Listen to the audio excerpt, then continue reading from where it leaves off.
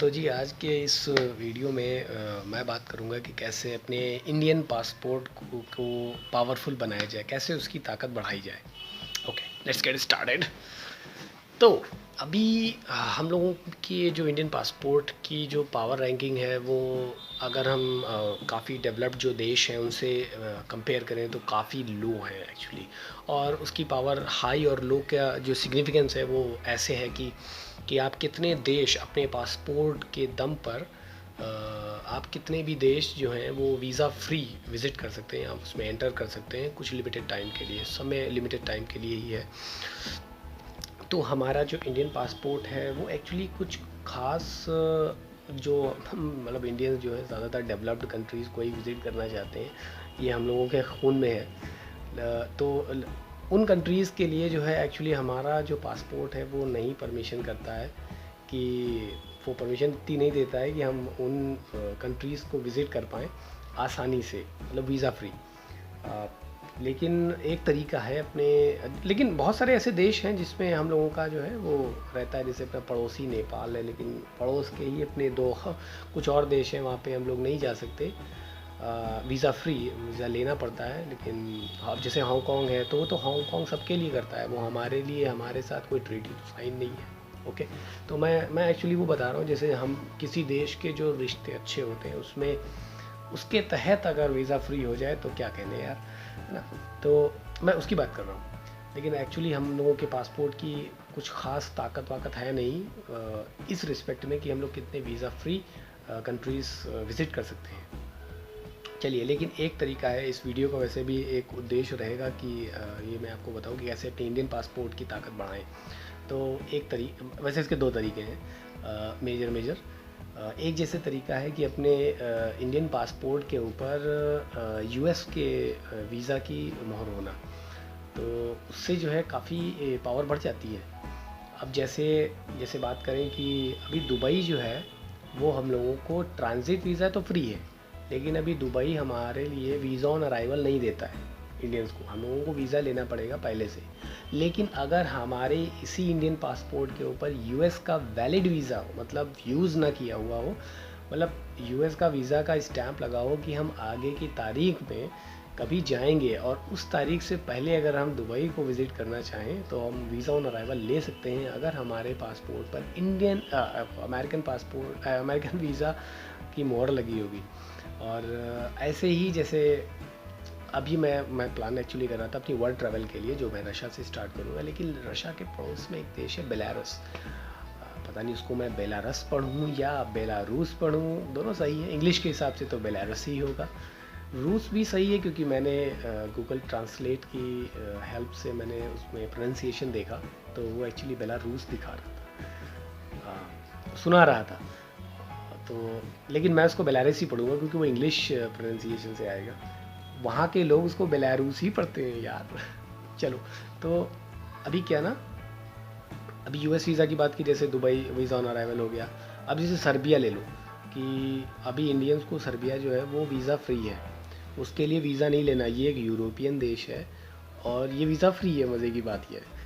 और लेकिन अगर आपके आपके ही पासपोर्ट में, इंडियन पासपोर्ट में यूएस वीज़ा का वैलिड वीज़ा है, आप वहाँ हो ही नहीं हैं, गए नहीं हैं, लेकिन उसका वैलिड वीज़ा है, एक्सपायर नहीं हुआ है, अभी आपको मतलब जाना है, और जाने से पहले अगर आप सर्बिया चले गए तो आप 30 डेज़ का एक्चुअली मिलता है इंडियंस को वीज़ा फ्री, उससे पहले या उसके अंदर आपको रिटर्न फ़्लाइट लेनी होती है, डिपार्चर करना होता है वहाँ से।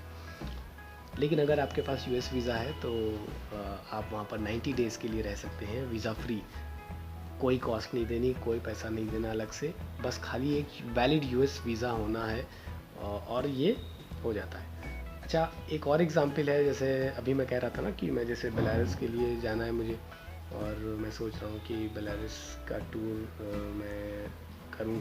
तो एक्चुअली तो मैं वर्ल्ड ट्रैवल अपनी रशिया से शुरू करूँगा, लेकिन अब कुछ बेलारूस के नियम ऐसे हैं कि मैं बेलारूस एंटर नहीं कर सकता रशिया से, अगर मैं रशिया से जा रहा हूँ। ना तो मैं रशिया से ट्रांजिट फ़्लाइट ले सकता हूँ, ना तो मैं रोड क्रॉसिंग के वजह से जा सकता हूँ, पता नहीं क्या इशू है। रिश्ते मैं बता दूं बिल्कुल ठीक है दोनों देशों के बीच में, ऐसा कुछ इशू नहीं है, लेकिन फिर भी ऐसा है कि मैं एज आ इंडियन पासपोर्ट होल्डर के तौर पर मैं रशिया से बेलारूस नहीं जा सकता। या मुझे वीज़ा फ्री नहीं मिलेगा और वीज़ा ऑन अराइवल भी नहीं मिलेगा अगर मैं रशिया से जाता हूँ। तो ये कुछ इशू है। मैंने सोचा है कि मैं बेलारस एक्चुअली वीज़ा फ्री तरीके से जाऊँ, उसकी मैंने वीडियो डाल दी है पहले से। आप चाहें तो मेरे चैनल पे जाकर देख सकते हैं, मैं डिस्क्रिप्शन में डाल दूँगा उस वीडियो के बारे में। तो अच्छा, तो अब जैसे बेलारस का ले लीजिए, वीज़ा फ्री है, मुझे सबसे सही लगता है। उसके कई सारे तरीके हैं बेलारस को एंटर करने के। पहला तरीका तो जैसे वीज़ा फ्री है, जो मेरा फेवरेट है, मुझे समझ में आया कि मैं ऐसे करूँगा। वो मेरे जैसे घुमक्कड़ लोगों के लिए सबसे बेस्ट है। लेकिन आम लोगों के लिए जैसे सिर्फ बेलारस विज़िट करना चाहता है तो हाँ, थोड़ा सा कॉस्टली पड़ेगा और झंझटी भी। इनविटेशन लेटर, वही सब पंगा पुराना। इनविटेशन लेटर चाहिए, और इनविटेशन लेटर की तो अलग ही कहानी है, मैं बहुत सारे वीडियोज़ में डिस्कस कर चुका हूँ। इनविटेशन लेटर के पंगे, वो सिर्फ पैसा बनाने के लिए बनाया गया है और उसका कोई रियल पर्पस नहीं है। तो जैसे बेलारस की बात करें तो अगर आपके पास यूरोपियन यूनियन के किसी देश का या तो शेंजन वीज़ा का मल्टीपल एंट्री वीज़ा है, और आप उस मल्टीपल एंट्री वीज़ा को एक बार यूज़ कर चुके हैं उस देश में, मतलब उसकी एंट्री स्टैंप लग चुकी है, एंट्री और एग्ज़िट स्टैंप, और उसके बाद भी वो वीज़ा वैलिड है, मतलब long term multiple visit visa है आपके पास शेंजन या यूरोपियन यूनियन के किसी भी देश का, तो उसी वैलिडिटी पीरियड में अगर आप as a Indian passport holder Belarus को जाते हैं, लेकिन ख्याल रखना कि रशिया से मत जाना, आप किसी और भी यूरोपियन देश से ट्रांजिट ले लेना, क्योंकि मुझे लगता है शायद इंडिया से डायरेक्ट फ़्लाइट नहीं है। ओके, तो आपको वीज़ा फ्री लगेगा, मतलब मिलेगा।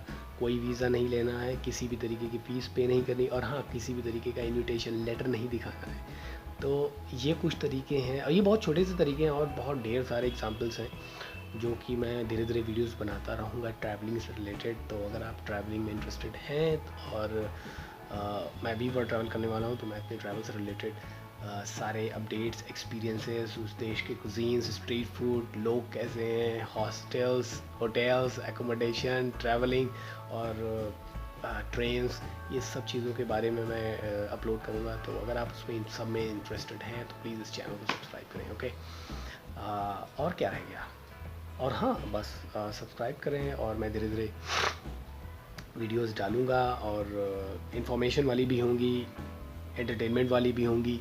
और अगर आपको ख़ुद भी वहाँ पर ट्रैवल करना है तो आपको जो है बजट में कैसे करें, तो ये सब टिप्स एंड ट्रिक्स जो है धीरे धीरे मालूम पड़ेंगी, और आप मुझको देख के उस एक्सपीरियंस को ख़ुद भी जी सकते हैं। और यस, दैट्स इट। तो आप प्लीज़ इस चैनल को सब्सक्राइब करें अगर आप ट्रैवलिंग में इंटरेस्टेड हैं तो। ओके।